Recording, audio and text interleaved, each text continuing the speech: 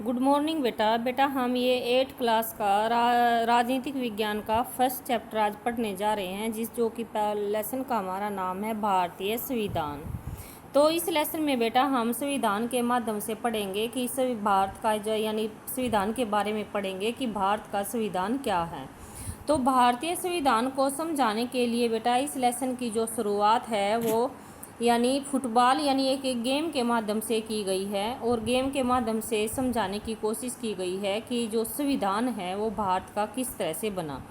जैसे सबसे पहले बेटा इसमें ये बताया गया है कि मान लीजिए आप फुटबॉल का गेम खेल होता है, तो फुटबॉल का खेल बेटा हमें पता है जैसे फुटबॉल यानी पैरों से खेले जाने वाला खेल।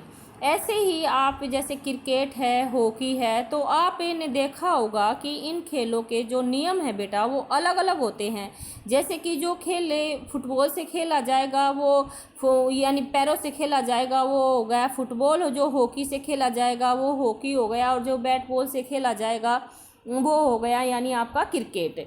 तो इस प्रकार यानी जैसे हम इन खेलों में फ़र्क के आधार पर यानी जो खेलों में अंतर पाया जाता है और उनके कुछ अपने नियम होते हैं, उसी आधार पर यानी हम खेलों का उनको नाम देते हैं।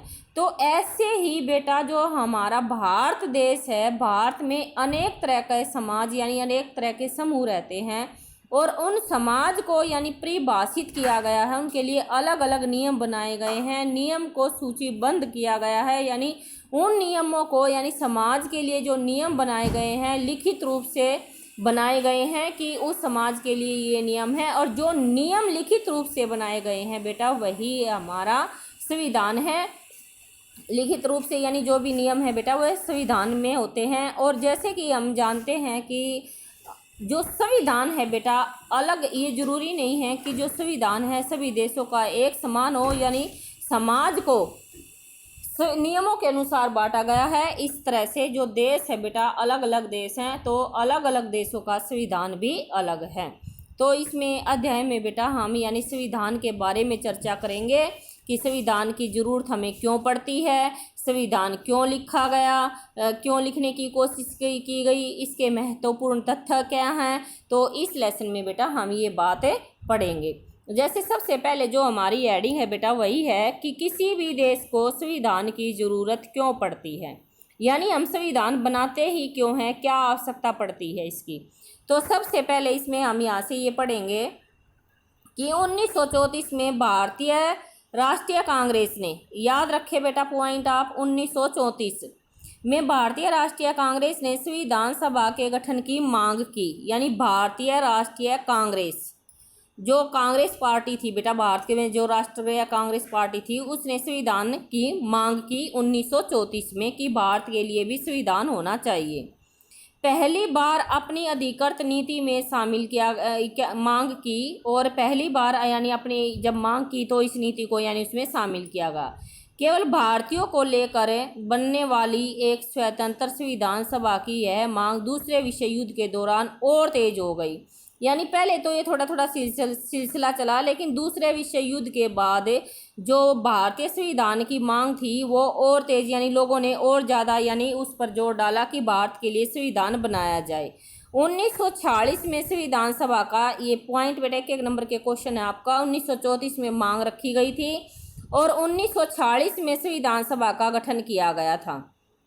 संविधान सभा के कुछ सदस्यों यानी जो ये यहाँ पर हैं आप देख सकते हैं, जो चित्र है बेटा ये संविधान सभा के सदस्य हैं, यानी जो संविधान सभा थी उसके ये सदस्य हैं। उसके बाद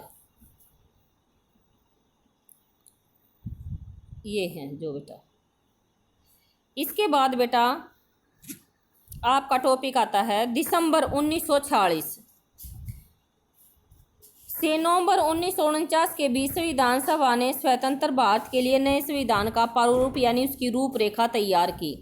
150 साल की अंग्रेजों की हुकूमत, यानी जब 150 साल तक अंग्रेजों का भारत पर राज रहा, बाद आखिरकार अपनी नीति और भविष्य तय करने का मौका, यानी 150 साल तक यानी भारतीय जो देश है अपना अंग्रेजों के गुलाम रहा, और 150 साल के बाद यानी लोगों को अपने बारे में या अपना भविष्य तय करने का मौका मिला। संविधान सभा के सदस्यों ने स्वतंत्र संघर्ष से उपजे महान आदर्शों को ध्यान में रखते हुए इस काम को गंभीरता से अंजाम दिया। संविधान सभा के कामों के बारे में हम यानी आगे वाले लेसन में पढ़ेंगे। इसके बाद है बेटा,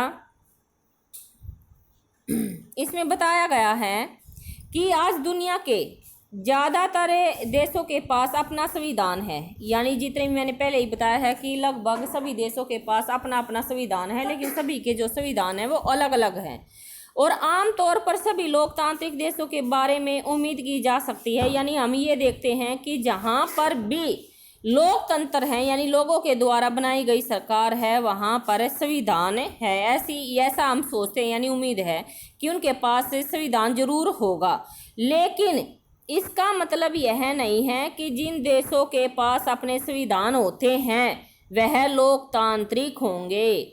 तो ये बात बेटा नोट करने वाली है कि आपने ये देखना है कि ऐसा नहीं है कि मान लीजिए सभी देशों के पास लिखित रूप से संविधान है, लेकिन ये जरूरी नहीं है कि वहाँ पर लोकतांत्रिक सरकार है यानी लोगों के द्वारा बनाई गई सरकार है।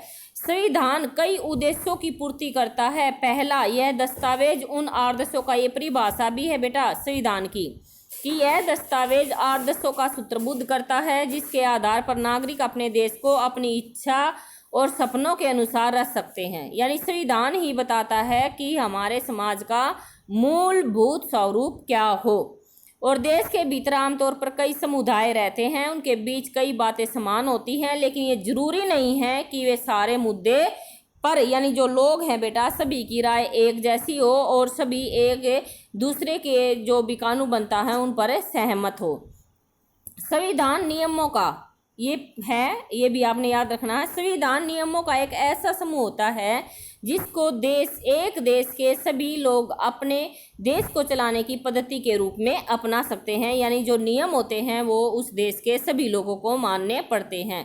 इसके जरिए वे न केवल यह तय करते हैं कि सरकार किस तरह की होगी, बल्कि उन आदर्शों पर भी एक साझी समझ विकसित करते हैं जिनकी हमेशा पूरे देश में रक्षा की जानी चाहिए। इसके बाद आपका टॉपिक आता है बेटा, ये नेपाल के बारे में दिखाया गया है इधर, ये भी पढ़ेंगे हम बाद में, पहले ये टॉपिक कर लेते हैं पूरा।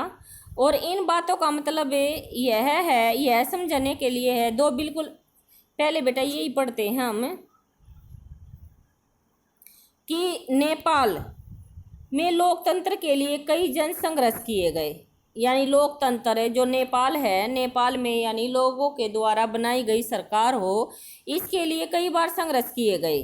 1990 में हुए संघर्ष के बाद लोकतंत्र की यानी जो 1990 में वहाँ पर संघर्ष हुआ उसके बाद वहाँ पर लोकतंत्र की स्थापना हो गई। और यह लोकतांत्रिक व्यवस्था 2002 तक यानी 12 साल तक कायम रही। और 2002 के बाद क्या हुआ, वहाँ का जो राजा था ज्ञानेंद्र ने गांव में माओवादी संगठनों के बढ़ते प्रभाव का बहाना बनाकर सेना की मदद से सरकार के विभिन्न कामों को अपने कब्जे में लेना शुरू कर दिया। और 2005 में राजा ने शासन की बागडोर यानी पूरी तरह से धीरे धीरे यानी उन्होंने अपने कब्जे में लेना शुरू किया। और 2005 में यानी पूरा जो नेपाल था यानी नेपाल की जो पूरी बागडोर थी अपने अंडर में कर ली। और नवंबर 2005 में माओवादियों ने अन्य राजनीतिक दलों के साथ एक 12 सूत्री समझौते पर दस्तखत किए।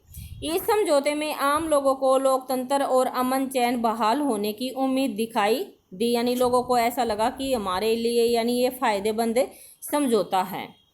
लोकतंत्र के लिए चल रहा यह आंदोलन 2006 तक अपने शिखर पर पहुंच चुका था। आंदोलनकारियों ने राजा की ओर से दी गई छोटी मोटी रियासतों को नामंजूर कर दिया और आखिरकार 2006 में राजा को तृतीय संसद बहाल करके राजनीतिक दलों को सरकार बनाने का मौका मिला।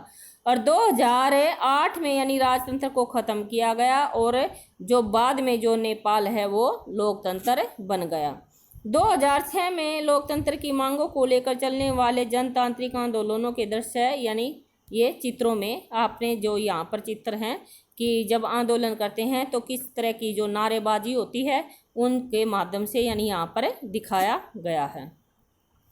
तो इन बातों का क्या मतलब है यह समझने के लिए दो बिल्कुल अलग अलग परिस्थितियों पर गौर करें। दोनों घटनाएं भारत के यानी ये टॉपिक बेटा दूसरी जगह से आ गया, तो आज हमें यहाँ तक ही पढ़ते हैं। उसके बाद बेटा हम नेक्स्ट वीडियो में पढ़ेंगे। यहाँ तक ही रखते हैं बेटा आज हम, ठीक है। उसके बाद हम नेक्स्ट वीडियो में पढ़ेंगे। थैंक यू बेटा।